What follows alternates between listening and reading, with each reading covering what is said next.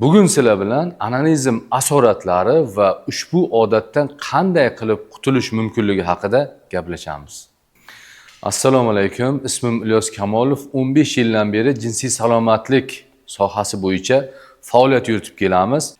Asosan jinsiy shahvat bilan bog'liq bo'lgan muammolar, ya'ni begona ayollarga borib har xil kasalliklar yuqtirish, onanizm ya'ni beshkabir odati bilan uzoq vaqt shug'ullanish va uni asoratlari, shu bilan birga tez bo'shanib qo'yish, jinsiy aloqaga xohishni pasayib ketishi kabi muammolarni bartaraf qilish bilan shug'ullanamiz. Ana endi asosiy qismga o'tadigan bo'lsak, onanizm bilan uzoq vaqt shug'ullanish ko'pincha 3 xil asoratlarga sababchi bo'ladi. Bularning birinchisi bu asab va ruhiyat bilan bog'liq buzilishlar. Ikkinchisi, demak, jismoniy faoliyat bilan bog'liq buzilishlar. Uchinchisi esa jinsiy faoliyat bilan bog'liq bo'lgan buzilishlarni misol keltirishimiz mumkin. Aqliy va ruhiyat bilan bog'liq bo'lgan buzilishlarga ko'pincha insonni o'sha aqliy qobiliyati, uni tashqi sezgilari, ya'ni zreniyani pasayib ketishi, xotirani pasayib ketishi, bundan tashqari o'sha ko'pincha insonlar bilan bog'liq bo'ladigan muloqotlarda ko'pincha buzilishlar kelib chiqadi. Ya'ni inson o'zini jamiyatga, jamoaga qo'shishdan o'zini saqlash, yolg'iz qolish, jahldorlik, depressiyaga tushib qoladi. Ya'ni o'ziga bo'lgan ishonch, samootsenka deydi, juda ham tushib ketadi.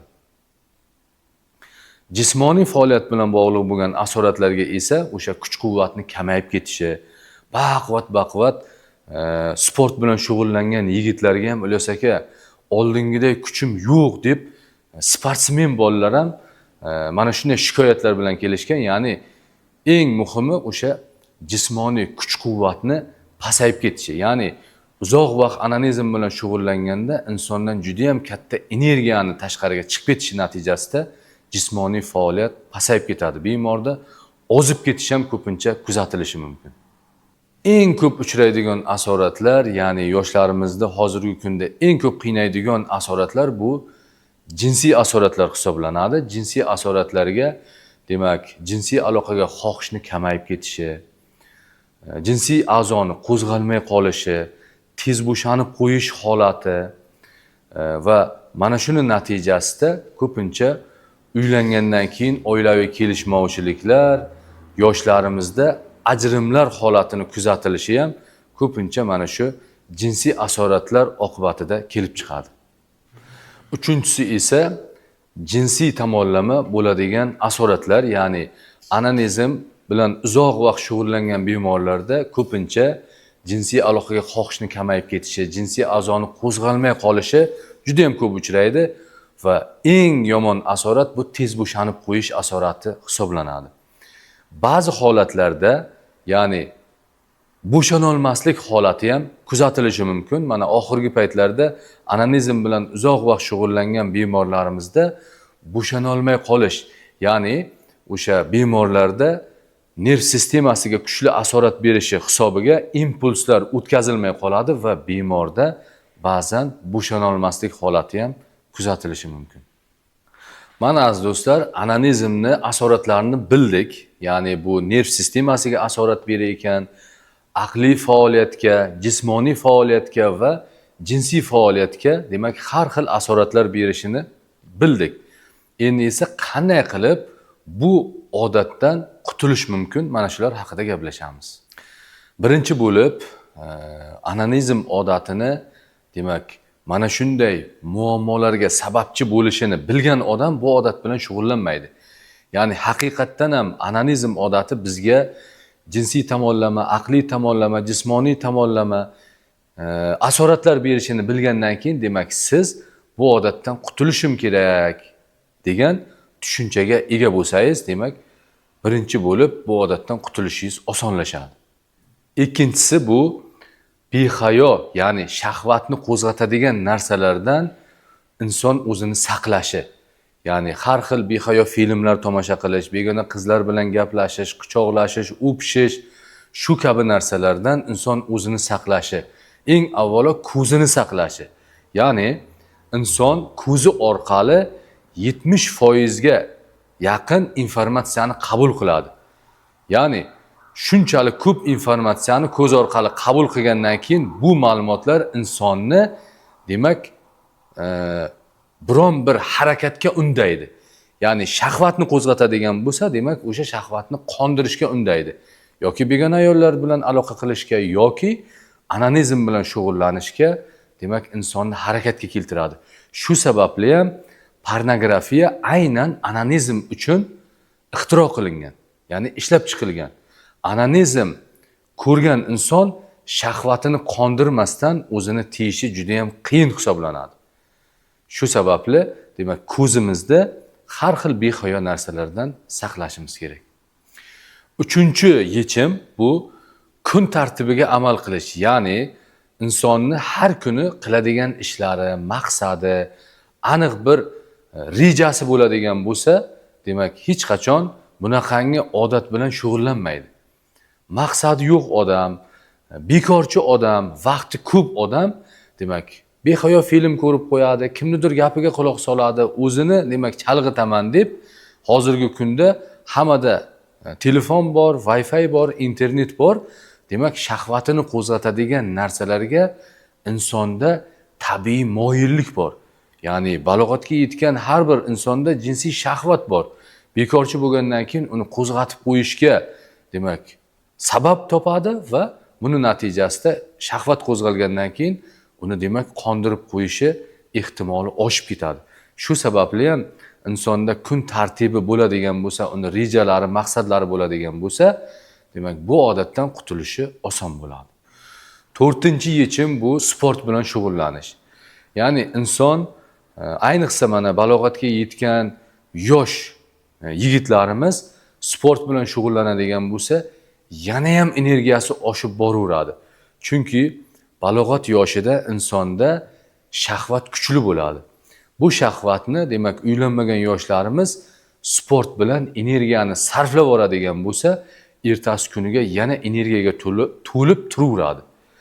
Buni aksi bo'ladigan bo'lsa, ya'ni sport bilan shug'ullanmasdan faqat yeb yotadigan bo'lsa, maqsadi bo'lmasa, ishi bo'lmasa, demak insonning shahvati qo'zg'aladi va tabiiyki shahvat qo'zg'algandan keyin uni qondirib qo'yish ehtimoli oshib ketadi. Yo begona ayollarga borish, yana boya aytganimizda, yoki onanizm bilan shug'ullanib qo'yishga sababchi bo'lib qolishi mumkin. Shu sababli demak sport bilan shug'ullanish, ya'ni muntazam shug'ullanishni yo'lga qo'yish ham bu odatdan qutulishga sizga yordam beradi. Beshinchisi, eng oddiy va shu bilan birgalikda eng samarali usul hisoblanadi. Bu usul kitob o'qish. Ya'ni inson kerakli bo'lgan kitoblarni o'qiydigan bo'lsa, ilmi ziyoda bo'ladi.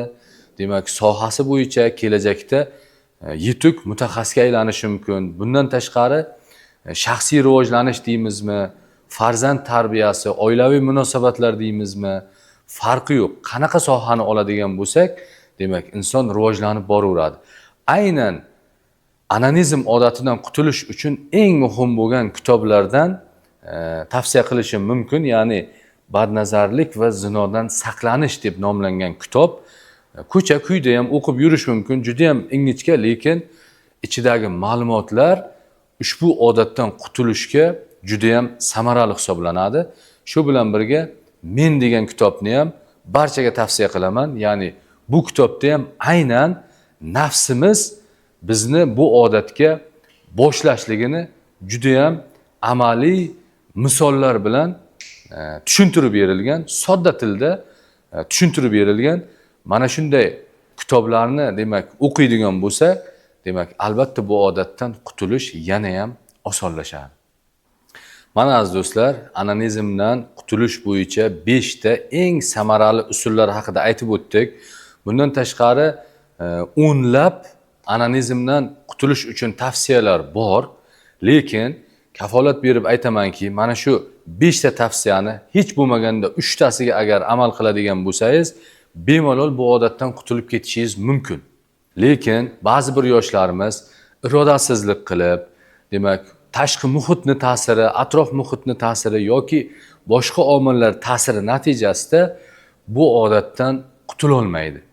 Aynan mana shunday Onanizmdan qutula olmaydigan yoshlarimiz uchun maxsus dastur tayyorlaganmiz. Ya'ni ushbu dasturda yuqorida aytib o'tilgan 5 ta yechimga qo'shimcha yana 10 ta onanizmdan qutulish bo'yicha yechimlar berilgan. Ya'ni 15 ta yechim va shu bilan birgalikda checklist. Ya'ni o'sha checklist bo'yicha ushbu berilgan yechimlarni demak har kuni bajarib boradi va bu odatdan bemalol qutulishi mumkin. Ushbu dastur albatta bepul emas, pullik, lekin har qanday inson bemalol sotib olishi mumkin. Ya'ni atiga 150 ming so'm. Nima uchun bunday narx qo'yganmiz? Ya'ni bepul ma'lumotlarni siz YouTube'dan yoki boshqa joylarda bemalol topib ko'rishingiz mumkin, lekin amaliy sizga haqiqatdan ham foyda beradigan demak instrumentlar albatta pullik bo'lishi kerak. Chunki bepul narsani qadri bo'lmaydi. Shu sababli agar sizda ushbu odatdan qutulishga ehtiyoj bo'ladigan bo'lsa, bemalol olib foydalanishingiz mumkin. Agar siz onanizm odatidan qutulib, yuqorida aytib o'tilgan ruhiy, jismoniy, jinsiy asoratlar bilan qiynalishni istamasangiz, bundan tashqari sog'lom oila, sog'lom farzandlar ko'rishni xohlasangiz, bemalol ushbu dasturimizdan foydalanishingiz mumkin. Agar sizga ushbu dastur kerak bo'ladigan bo'lsa, pastdagi admin orqali bizga bog'laning va ushbu dasturdan foydalaning. Agarda sizda qanaqadir fikr va mulohazalar, savollar bo'ladigan bo'lsa, bemalol izohlarda yozishingiz mumkin. Keyingi videolarda batafsil ma'lumot berishga harakat qilamiz. Albatta ushbu videomiz sizga yoqqan bo'lsa, kanalimizga obuna bo'lishni unutmang. Keyingi videolarda ko'rishguncha